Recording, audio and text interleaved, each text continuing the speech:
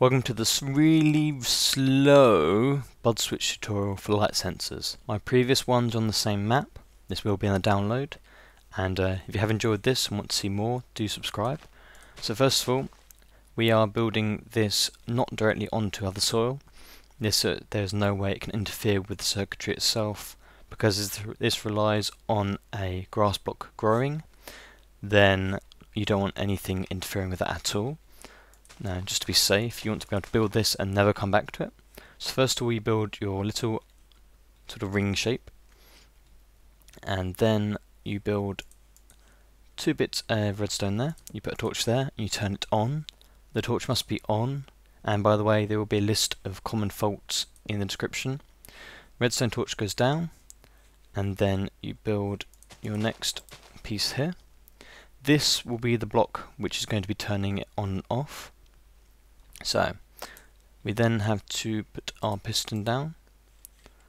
If we just build up the back bit and put that there first. So you with me so far? Hope so. Next bit, we have to build the side. So let's make sure I get this correct. You have to build your next ring on top. And turn the switch off. So you build your next ring on top of that, and as you can see, they do join. I've got connected textures on and a slightly more detailed texture pack, that's why they look a bit different, but these are normal blocks. And then we have to put our next piece here. So that torch goes there. This one inverts it on there. This bit here is then your output signal, so anything you do with this will come out of here. So at the moment this grass block is grown. That's what keeps it on. And when the grass dies, the bud switch will activate. This piston there will move this one across, and what that will do is, when it does, I'll just show you really quickly. It then cuts off the circuit and then turns this output on. Then when the light reactivates it, so at the moment it will be underwater, I'll show you in a minute, then when it comes to day again, the grass will then spread onto it, the block will then update again, and the piston will update. Piston will move it back, like so, and turn the lights back off. So that's the simple mechanism how it works. So if we just put in our glass and our water, so we do it here, and grab some water. Now if you've seen the other tutorials before, you don't need to really watch this unless you're having trouble. So on goes the water. It's really important you do this on the same day. Don't leave this going day or night to begin with. You need to do it all in one go. Otherwise your block may update and you haven't got the rest set up yet. So then we build our next one top. Just like so.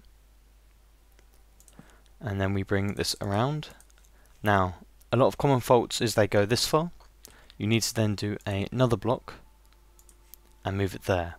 Just as you can see over here, comes around and goes to there. This is really important. This is probably one of the most common faults. People don't do it all the way across. And that is principally the whole of the bud switch on its own. Now, other things. This light has to be able to reach the piston.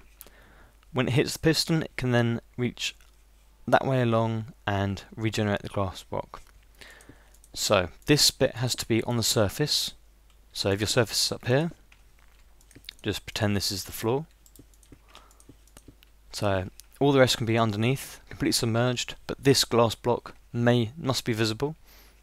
So there must be natural light being able to go down, or moonlight, either way, and there must be no light sources next to it. So if you have light sources here and it reaches down there, it will interfere with it, and it will never think it gets to day. No, it gets to night time anyway. So we just cover this up. I use any material other than grass, hello cow, because grass can spread and you don't want it playing around with anything. It's best to be just safe and just cover it all up. Now the only things you can't cover up are the bits there. So everything else you can cover up, and it's important that you don't cover any of the tops of these blocks, because then the grass will die and it won't spread. So we'll just cover this up. As you can see, you can cover all this up. Didn't want to cover that one up.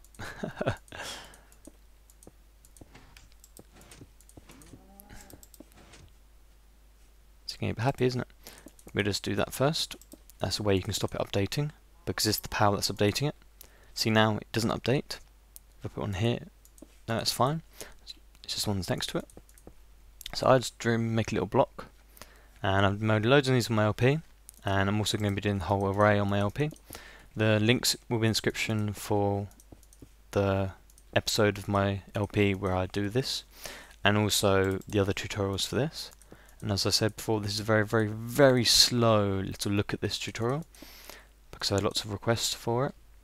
I know a lot of people aren't brilliant at Redstone and just need a little helping hand. So, then we move on to the next bit.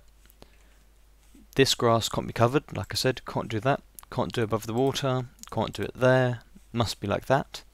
And this block here is so that when the grass moves over and regrows, then the glass won't stop it growing. Because if you have a, let's just get a glass block out, put it over here. If you have a piece of grass there, and we push under something, so say like, we do this, that grass block will then die, as it's underneath another solid block. But if you did it under a piece of glass, the glass is a see-through block basically. It's not a whole block technically in Minecraft. Same way as you could do it underneath half slabs or things like that. The glass is just easier to be able to see your circuit. So here you can see that the bottom switch is on. So it's just a nice thing to make sure. And that piece of grass there will die eventually. And that's not what we want, because if it dies, well, it will die under the water anyway. And it will move here. So there'll be no grass on it when it moves under here. And it won't be able to grow back if there's a solid block in front of it, which I'm sure you're very aware of in Minecraft, whatever sort of level player you're at. So this you can just block up. You can leave this bit of airspace in there. Like I said, you don't cover up the grass directly, but all the rest you can just cover up normally.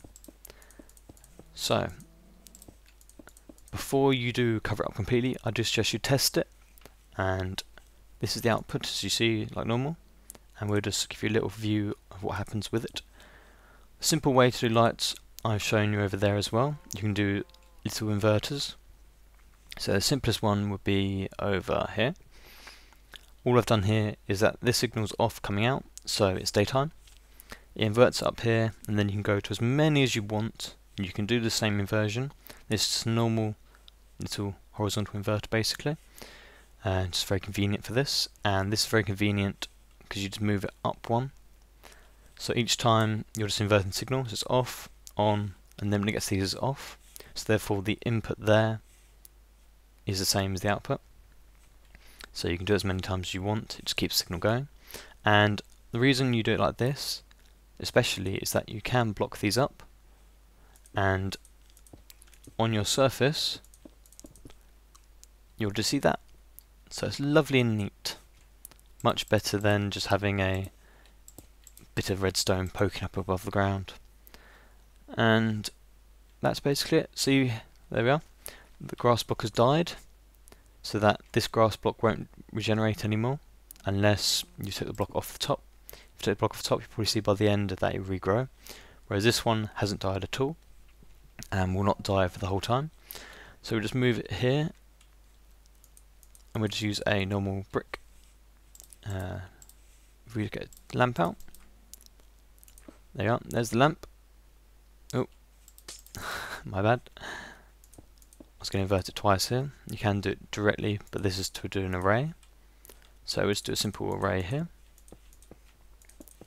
And as always, if you have enjoyed the tutorial, just make sure you're subbed and you can see me doing this sort of thing on my LP. I often do live streams as well, so get in it to see it, obviously. And we just invert these same as the array over there. And as this moves up, it powers the redstone torch. The redstone torch then powers the block. And for lamps, if they are any way next to a lamp, say that I move, there we are, anyway next to it, then it'll turn on. Here it won't go on because it's not adjacent to them. So you can do all sorts of things with them if you want. See up here, it won't. So just be aware of that. You could put it any part you want. I'm just putting it on the top. You can use different lights and things if you really want to. And join this back up, so it turns off. And we'll just finish this before it gets to night time. Well, I'll skip it to night time anyway, just for the sake of the tutorial. And as another thing, I don't suggest you do flick it back and forth when you're testing it. These can take a couple of minutes to change. This is why I built the array and the tutorial on the array, because this one changes a lot faster than just one. This one actually uses 4. So, night time's going down, and we'll just skip the night. We'll go straight into it. So there we are. And we'll watch these ones work as well, because they're all connected up. These ones here are connected to the individual ones. This array is connected to all 4. So we'll see how long it takes. There we are. One's turned on. For that one, therefore the whole array turned on. This is the advantage over using more than one in an array, rather than just one singularly. So in this case, mobs have less chance spawning with the array than just one. As you can see, none of the rest are turned on yet. It all only relies on the block update. There goes another one. So, if we look here, we can look into inner workings. This block has now moved here. The grass block is actually dead. See? And it won't grow back until the daytime. So let's make sure the other ones turn on. There we are. Our one's on, we just built. And also, that grass block grew back during the night. Right, it spread. There you go. Very good. Let's wait for these ones to turn on, and then I'll show you them turning off, and then how they change. So back in a sec. Okay, they're all on. There's another moment. And this array is designed so during night, once all of them have turned on, don't worry about it if you don't follow this. You can watch the other tutorial to explain it, or you can download the map and have a look yourself. No, it's an easy enough circuit to copy. You've got to be really careful though where you place everything. Like how it's done here, it really affects how it works. These light sensors are not an easy thing to get going for a starter, but you do follow this tutorial, it should be quite easy. If you do have any problems, always send me a message, you can leave me a comment, anything like that, and I'll respond to you within a couple of hours normally. So as these are all on, I'll change it back to day, and we will get over here. So hopefully it doesn't change before I get there. That one's changed already. And we'll just watch this change live. There you are. It regrows because of the light, and it's the light going into the piston. It can then reach to the soil. It doesn't have to be this bit uncovered. It would have worked if I left it like that. So it moves back, and then the power gets sent again, which is then inverted here, so that the output is off again. This one is still on, and that one over there is still on. The other 3 have turned off. So all it does is work on the random block update. You don't know when it's going to happen, but you know it's going to happen within a set sort of period of time. It's just the principle of the statistics. So wait for this one to turn. It might be a couple of minutes, or it might just be instantly. You can have it where it goes straight to daytime, and then it will turn straight off, and go straight to night time and go straight on, or it can be a couple of minutes. There isn't really any other ways you can do a night-day sensor effectively. There are a couple other methods of using ice and things, which is basically the same design as mine. A little bit, tiny bit more compact. Like this one, you can make more compact just by taking the layers off the outside. If you take the layers off the outside, it's the same size as theirs, even though they say it's smaller.